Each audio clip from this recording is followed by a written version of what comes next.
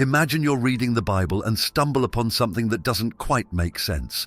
One moment, God is gentle, kind and forgiving, like a loving parent, but then, suddenly, he's angry, punishing people, and even wiping out entire cities. It feels like you're reading about two different beings, not the same God at all. This is where our story begins, with a mystery hidden in plain sight. Are there actually two sides to God in the Bible? People have believed for over 2,000 years that the loving, forgiving God of the New Testament, who teaches about kindness and mercy, is the same as the God of the Old Testament, who demanded obedience, punished wrongdoing, and ruled with a heavy hand. The Gnostics, a group of people, believed that the two sides of God were actually two completely different beings, not just different moods or ways of behaving. According to the Gnostics, the God of fear, known as Yahweh, wasn't the true God at all. They said Yahweh was a lower, flawed being, almost like a powerful bully who demanded worship and control. They named him the Demiurge. In their eyes, the real God was something much bigger, more mysterious, and much more loving than Yahweh could ever be. Think of it like this: the Gnostics believed that Yahweh was like a jailer, keeping people trapped in fear, while the true God was all about love and light, wanting people to be free, wise, and truly happy. Some individuals in positions of authority wished to keep you in the dark. They wanted to keep their version of God, one who ruled with rules and punishment, in place. A God who enforces obedience effectively manipulates individuals, and if they could make everyone believe in that single, fearsome God, they could make everyone follow the same rules, stay in line, and never question anything. This is the story of how one version of God, the one that instills fear in people, became the only one they could know for over 2,000 years. Long ago, the Gnostics, a sect of early Christians around the 2nd century, had a bold idea. They thought that Yahweh, the strict and fearsome God of the Old Testament, was not the same as the loving and merciful God Jesus spoke about. In fact, they went even further, suggesting Yahweh might not be the true God at all. Instead, they believed he was a demiurge, a lower, flawed God who created the material world and ruled over it like a tyrant. According to them, this demiurge, or Yahweh, wasn't the ultimate creator, but rather a being with great power who kept humanity trapped in a world of pain, suffering, and limitation. They thought Yahweh used fear and strict rules to control people, making them believe that he was the one true God. The Gnostics saw him as a God of judgment and control, not one of love. For them, the real God was much greater, hidden beyond this world, embodying pure light, love, and wisdom, a God who didn't demand worship, but instead wanted people to seek knowledge, freedom, and truth within themselves. This idea of duality isn't just a theory. It's based on early Christian texts and writings that date back nearly 2 millennia. The Bible we know today did not include some of these texts, known as Gnostic texts, because they questioned Yahweh's exclusivity as God. The Gospel of Thomas, a 2nd century text, portrays Jesus as a mystical teacher who encourages individuals to pursue spiritual knowledge independently instead of merely following rules. Another, called the Gospel of Judas, rediscovered in the 1970s, reveals a conversation between Jesus and Judas in which Jesus laughs at his disciples, suggesting that they're worshipping the wrong God. To the Gnostics, Yahweh was that wrong God, a being who kept humanity spiritually blind. Constantine and the council decided to support a version of Christianity that promoted obedience and order, so they chose to include texts that showed God as both powerful and unchanging. They declared ideas that depicted God in different ways, particularly the Gnostic notions of a hidden, loving God and a flawed demiurge, as heretical, a term that implies danger and falsehood. They either omitted the texts or actively destroyed them, leaving us with a fragmented narrative. They believed in a more profound God, one who didn't create the world to control people, but wanted humanity to discover wisdom and inner freedom. This meant viewing God as an infinite force that people could connect with from within, rather than a figure in the heavens who gave blessings or punishments. If we take this perspective, the God we see in the Old Testament, one who demanded sacrifice, obedience, and loyalty at any cost, might have been a product of ancient society's need for structure and control. The Gnostics, on the other hand, believed in personal enlightenment, teaching that true understanding and connection to God came not through fear, but through seeking knowledge and truth. They believed that the stories of Yahweh served to confine people, whereas the teachings of the true God aimed to liberate them. This narrative illustrates the use of faith as a tool for power and control. Constantine's motivation for convening the Council of Nicaea in 325 AD extended beyond his desire to aid the Church or unearth religious truths. His goal was unity. He saw Christianity as a way to unite his divided empire, where many people followed different versions of the religion. However, unity required a single, shared belief system that would guide everyone in the same direction. Leaders chose which books and beliefs to include in the official Christian teachings at this council, labeling others as false or dangerous. This marked the inception of a universally applicable version of Christianity. It marked the emergence of Orthodox Christianity, a unified belief system that all adherents were required to embrace. The decision to establish a single, unified doctrine aimed to end religious arguments and disagreements, but it also entailed eliminating ideas that promoted divergent thinking. For Constantine and the church leaders, a powerful God who could inspire obedience was essential. So they carefully selected writings and teachings that showed God as both mighty and unchanging, someone who would reward those who followed the rules and punish those who didn't.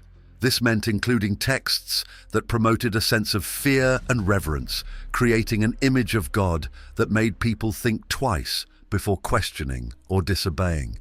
The Gnostic texts, which suggested that individuals could find their own path to the divine, didn't fit this agenda. These writings taught that true understanding of God came from within oneself, rather than from strict laws and punishments. They even suggested that Yahweh, the God of control and wrath, was a false God, and that the real loving God was beyond human understanding. People viewed this view as excessively risky, as it placed the power of faith in the hands of each individual rather than retaining it within the church. By removing the Gnostic ideas and emphasizing Yahweh's authority, the church could create a power structure that made it clear to question the church was to question God himself. This wasn't about understanding the divine, it was about securing obedience. If people believed that salvation and truth could only come through the church, they would be less likely to search for answers on their own or question the church's authority. This is how faith became intertwined with fear, a tool to keep people from exploring other ideas. Heretics were those who adhered to different interpretations of God or believed in the Gnostic way of thinking. A heretic was someone who threatened the church's official story and therefore the church's power. The church often hunted down, punished, or even executed these individuals. This was true for entire groups, like the Cathars in southern France during the 12th century. The Cathars believed in a version of Christianity closer to the Gnostic view. They saw the physical world as flawed and the God who created it, Yahweh, as a lesser being. This belief directly challenged the church's teachings, so the church launched a brutal crusade known as the Albigensian Crusade to wipe them out completely. Groups like the Cathars weren't the only ones who experienced this fear of dangerous ideas. The church could accuse anyone who questioned the official beliefs of heresy. Countless people suffered torture, imprisonment, or death during the Inquisition, a church-led campaign to identify and eliminate heretics for holding different views. By exploring other beliefs, you risked your reputation and life.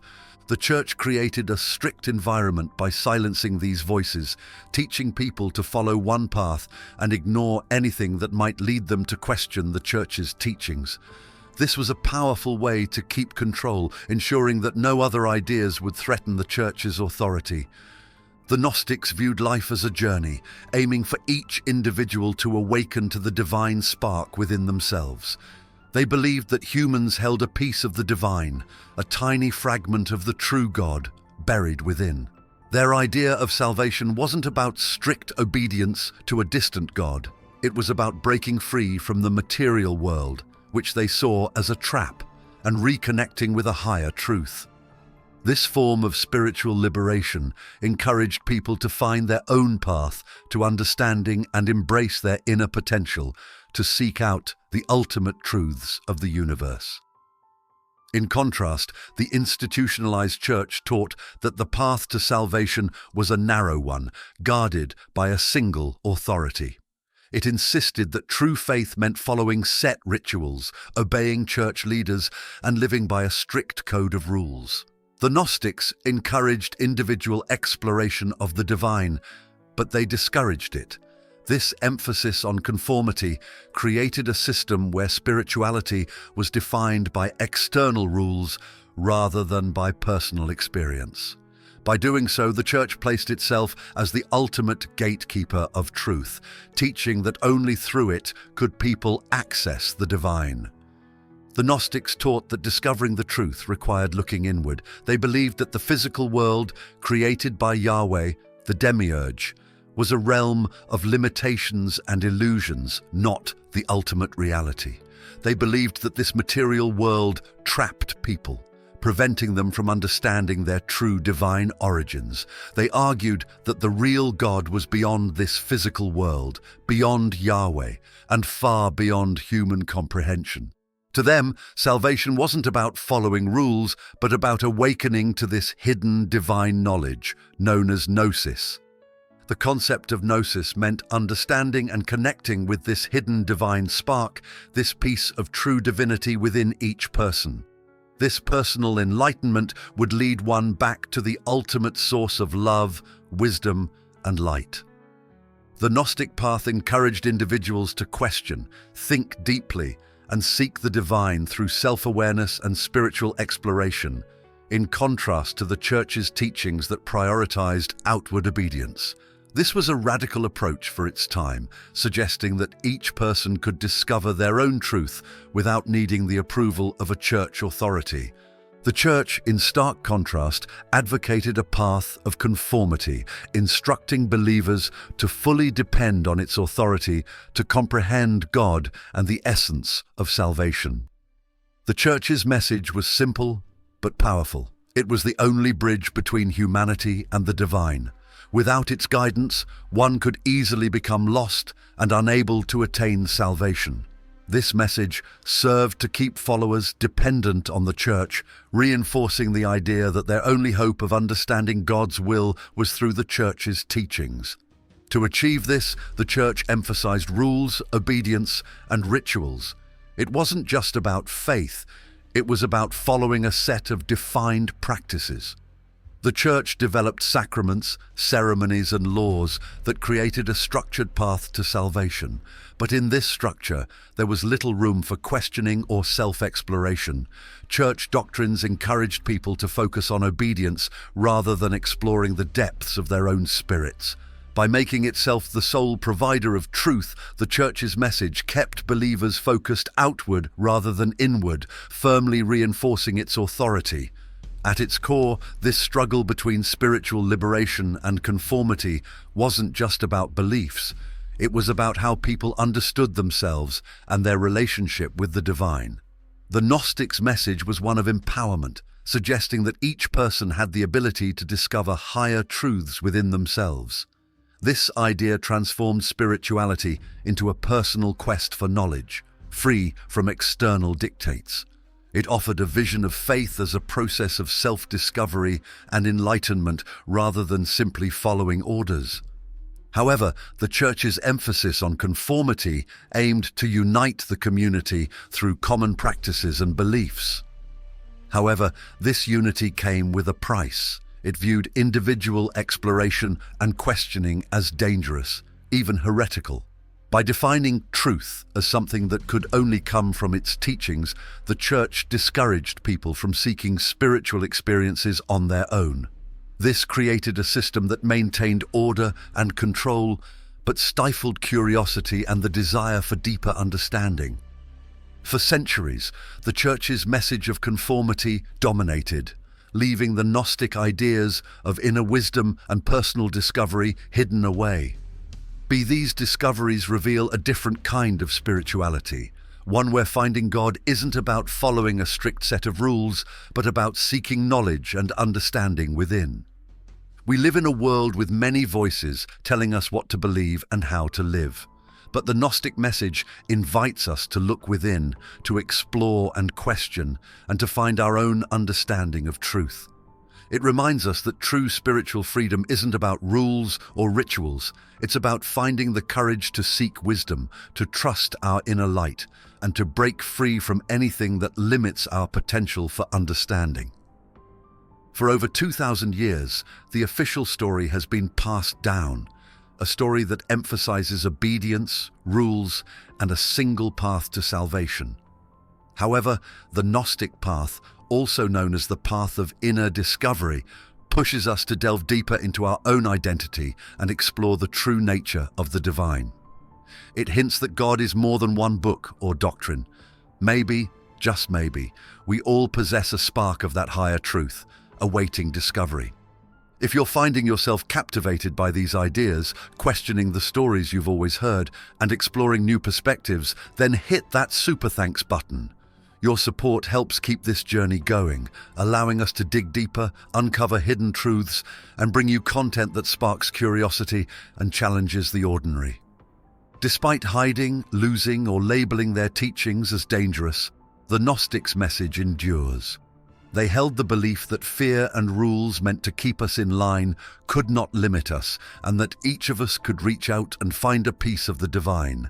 They encouraged curiosity, inner wisdom, and the courage to look beyond the surface. Their story challenges us to move past blind acceptance and instead embrace our own personal quest for truth. Though this is the end of our story, the journey doesn't have to stop here.